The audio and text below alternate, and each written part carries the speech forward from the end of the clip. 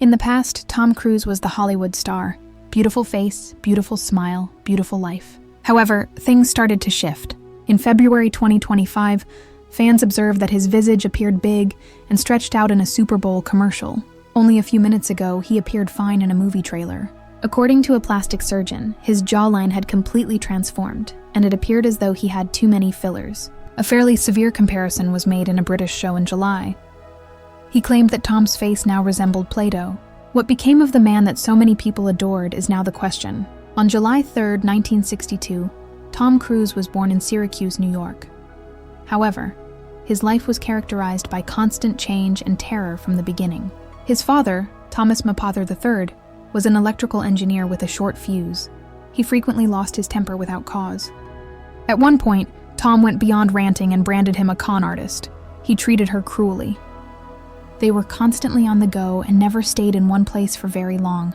By the time he was 14, Tom had attended 15 different schools. He would travel to a new location each month, such as Canada, Kentucky, or New Jersey. Every time he made a buddy, he had to go. Because of his life, he was constantly tense. He was never secure. However, it taught him how to adapt fast, which was useful when he arrived in Hollywood. His teachers noticed that he wasn't reading correctly in 1969, when he was just 7 years old. Some believed he was intelligent, but there was a problem. According to several tests, he had severe dyslexia. For Tom, things shifted on the page. They didn't make sense and shifted around. At school, he was called names. He angered some of his teachers. But Tom didn't give up. He discovered another path. He initially gathered up knowledge by hearing. He would repeatedly have others read his texts. He picked up all the words in this way.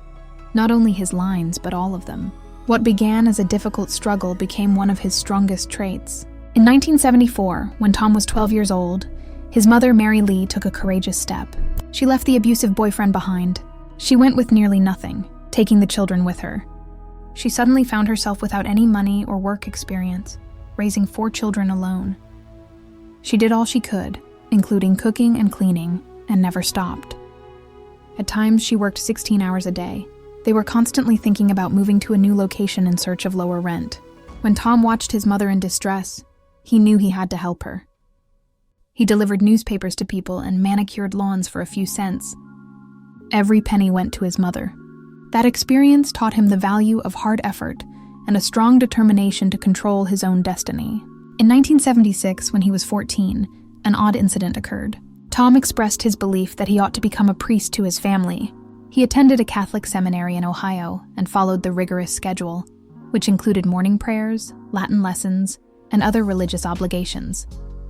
His teachers thought he was earnest and committed. However, it was short-lived. One night, Tom and several other lads infiltrated the wine cellar and took a sip of the communion wine. They were apprehended. Tom was expelled. He claimed that the incident made him realize that he wasn't destined to live that way. The rules weren't meant to be followed by him. Something has to be done by him. In 1978, Tom's life started to stabilize. Tom was treated well by Jack South, a paint salesman who was married to Tom's mother. They moved to Glen Ridge, New Jersey. Prior to this, Tom had a secure home, a steady school, and a kind person. After suffering a knee injury, he had to abandon his dream of joining the wrestling team. One day, his theater instructor invited him to try out for the school show. In Guys and Dolls, Tom was given the lead role. Suddenly, something exploded. On stage, he felt alive. He put his all into it, and he also learned everyone's lines. He was adored by the crowd. He received the school's acting award and went on to appear in more productions. During those 18 months in New Jersey, everything changed. Acting was more than just a pastime. It became his new fantasy. In 1980, Tom did something that terrified his entire family when he was almost finished with high school. He dropped out of school to pursue a career as an actor in New York City. All he had was a bag of clothes and $500. He stayed at an inexpensive guest house near Times Square. Rats were everywhere in the Hell's Kitchen apartment he was given. In order to pay the $230 rent, he had to work as a busboy. He ate cheap pizza and instant noodles, which caused him to lose 20 pounds in the first 3 months. He got rejected from a soap opera audition because he was too passionate. He was deeply hurt by what he said. To make his name sound nicer and be simpler to remember, he changed it from Thomas Mapother IV to Tom Cruise. Then, in 1981, he landed his first film role. The film Endless Love only featured a brief segment. He received $500 for starting a fire at one location. However, there was something particularly noticeable about his intensity. Many people saw him. He didn't just start that fire on screen. A major event was about to begin. In 1983, he tried out for The Outsiders. He was aiming for the soda pop role.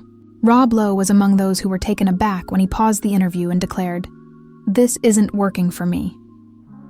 At one point, Tom realized he was incapable of doing something. He played a minor role since he didn't try to force it.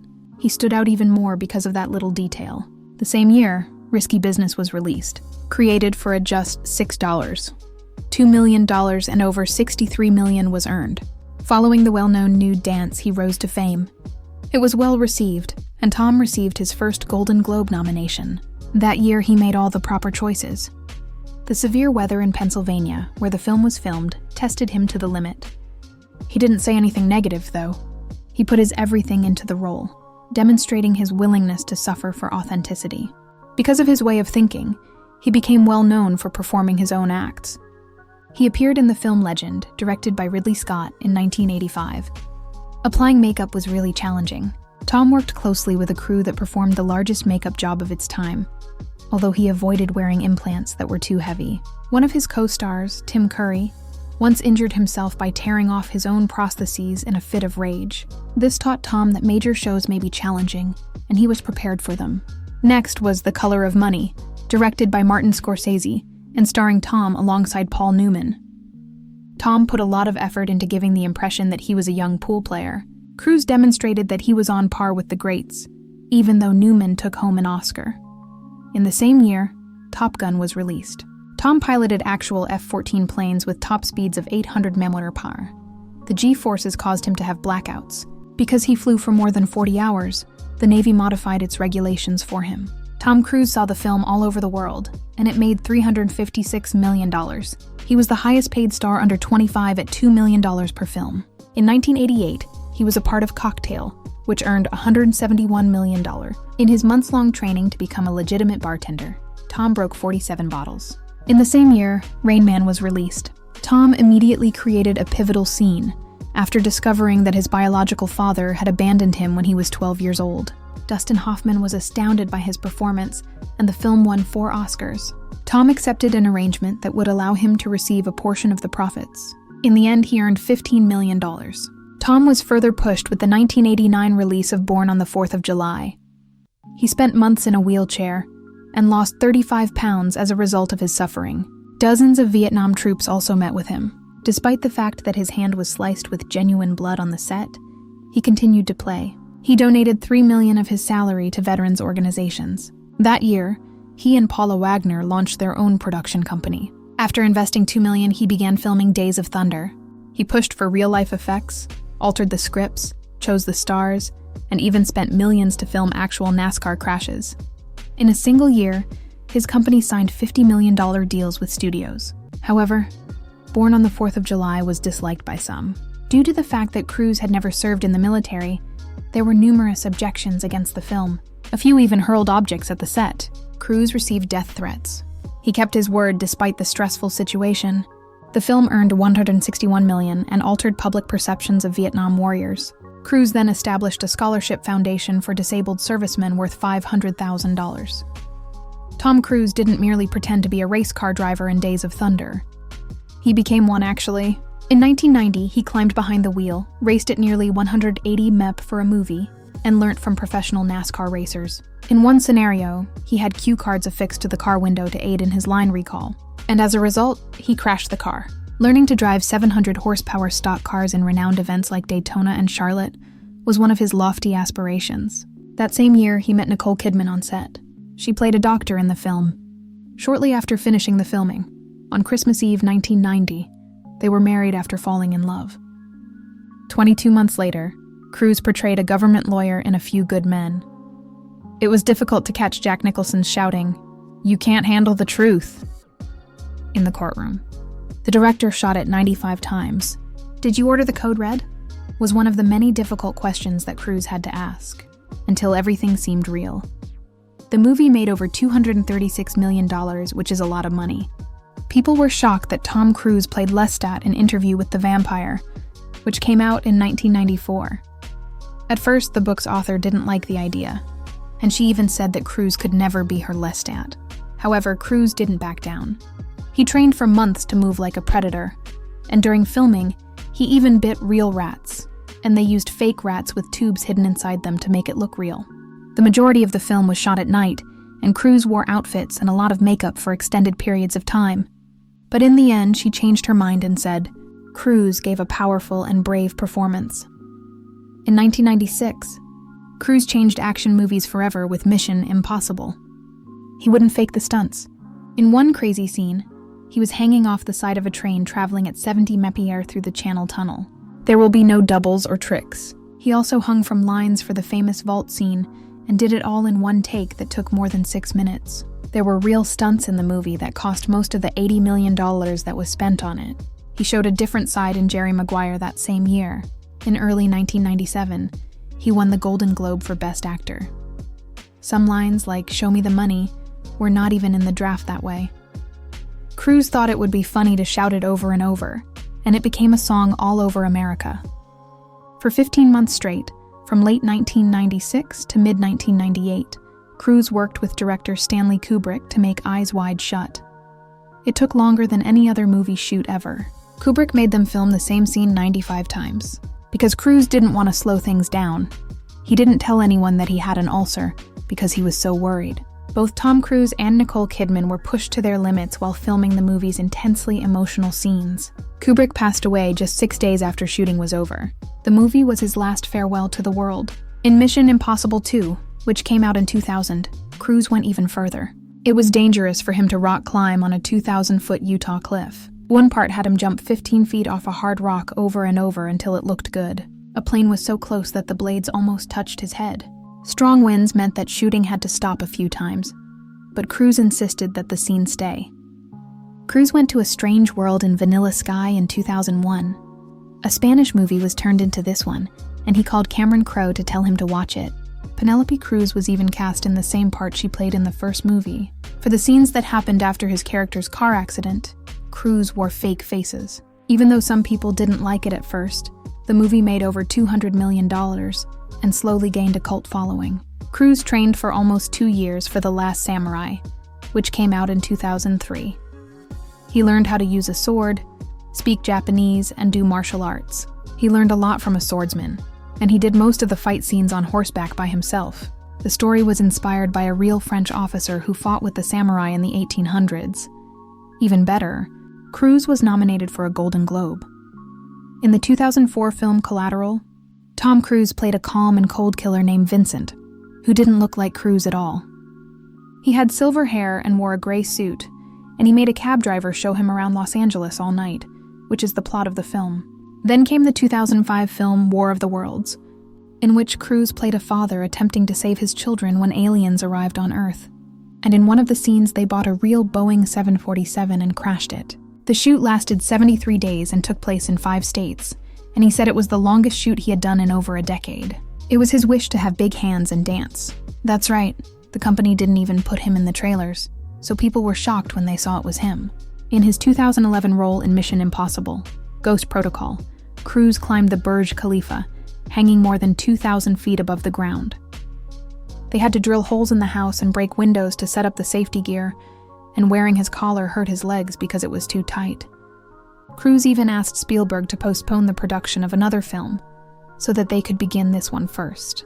Helicopters had only 30 minutes to film with special IMAX cameras due to flying regulations, so he declined a stunt double as usual. All of Tom Cruise's chase scenes in Jack Reacher, 2012, were filmed on real streets in Pittsburgh, where he trained for months and learned how to fight very hard with his hands. The film didn't come out until after the Sandy Hook killing, but when it did, it felt authentic and real. Then, in the most risky flight trick of 2015, Cruise hung on to a real Airbus A400M as it took off, and he was 5,000 feet in the air when 5 G-forces hit him. The plane had to take off 8 times, and the crew had only 48 hours to get it right, so he walked across the wing and grabbed panels designed for paratroopers. He didn't wear much safety equipment to make it look real. He flew in a special plane that went up to 25,000 feet, and then fell, making it feel like he had no weight on him. Almost no computer-generated imagery was used in any of the scenes that were shot. Cruise and the team had to fly more than once, and each time they only had a few minutes of zero gravity to get it right. The scene had to be shot in the air more than any other. Cruise broke his ankle in London in 2018 while filming Mission Impossible: Fallout. He did this by jumping from rooftop to rooftop. Despite this, he had to take 6 months off from filming to heal, but he returned to perform even more stunts. They filmed scenes where he could sit and rest his ankle during the break. Because he worked so hard, a real accident became part of the story. Lastly, Top Gun. Maverick was Cruise's biggest hit to date in 2022.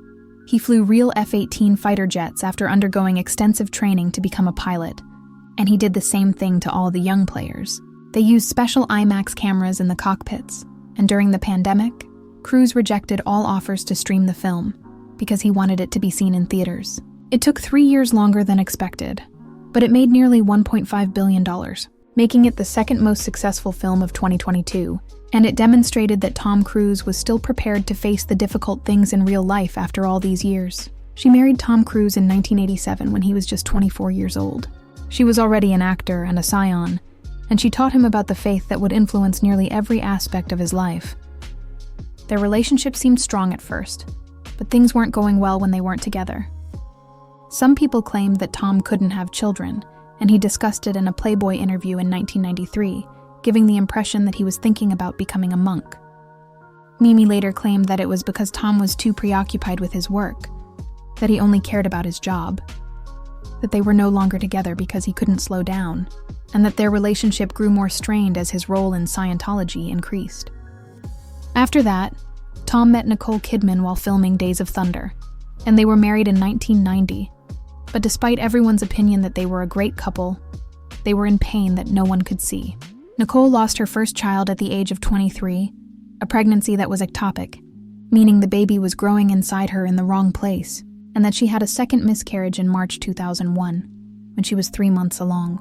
There was a secret breakup at the same time as the public one, and it was even worse because of the loss, the separation, and the silence. After they split up, Tom started dating Penelope Cruz, who worked with him on Vanilla Sky and dated him for 3 years. She even started studying Scientology to get closer to him.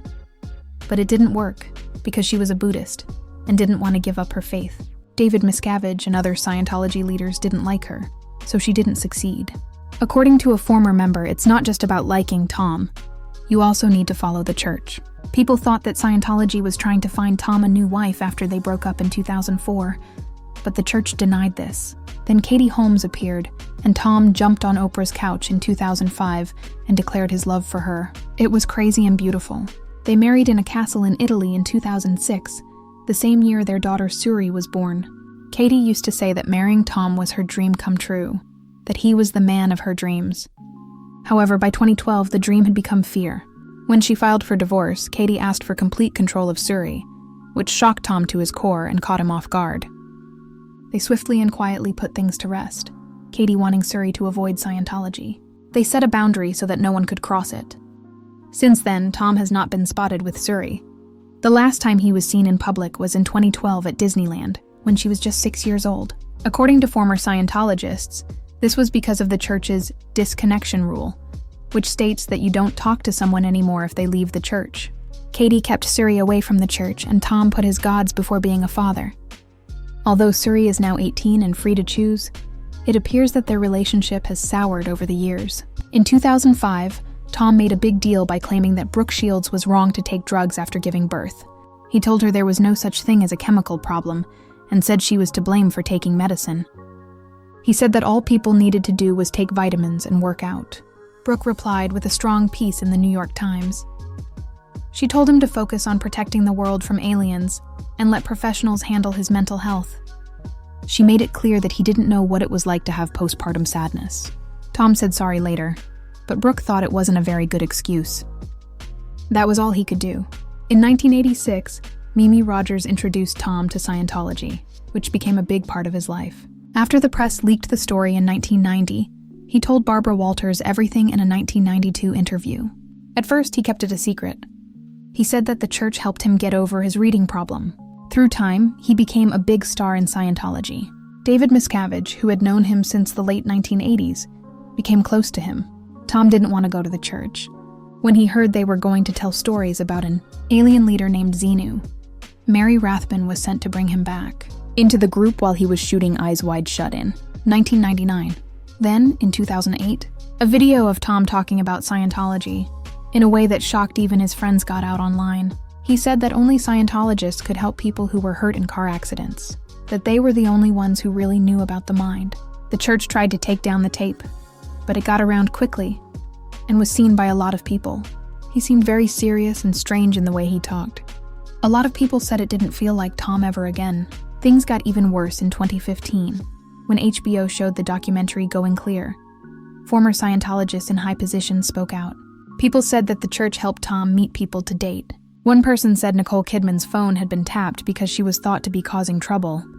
When it came to finding Tom a partner, someone else said that what the church did was like white slavery. They also said that Kidman kept Tom away from Scientology for years, which allowed the church to spy on him through one of Kidman's workers.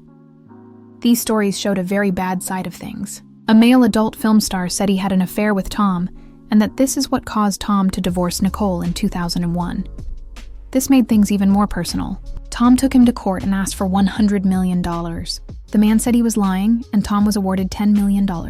It wasn't the first time Tom had to deal with false rumors about his sexuality. He had already sued a publisher for a story like this and won. At about the same time, a former church leader said something scary. Videotapes of Tom's private statements and auditing sessions were made in secret from July to November 2001. They said it was to make sure the standard of the session, but everything was sent straight to David Miscavige. They didn't get too involved with each other again until Tom's divorce from Nicole was completed. Therapy that was supposed to be private was watched in secret. That betrayal made people even more worried about how the church treated its most well-known members. Late in 2023, Mitch Brisker, another former Scientology leader, made news.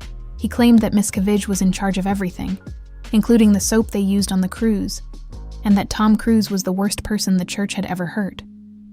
Brisker said that Tom wasn't free, and that he had everything under control. Leah Remini, who left the church in 2013, said that anyone who spoke negatively about Tom would face harsh punishment, and some people agreed with her. However, the church claimed that all of this was untrue, and that everyone was lying. In February 2025, fans started to worry about something else. Tom's face appeared swollen and stretched during a Super Bowl commercial. A Mission Impossible video from 10 minutes ago showed him looking fine, and Dr. Smith informed him that it appeared that too many fillers had changed the shape of his face, turning what had been a sharp chin into a soft spot. The doctor said that this type of skin stretching and swelling is typically caused by injecting too much filler.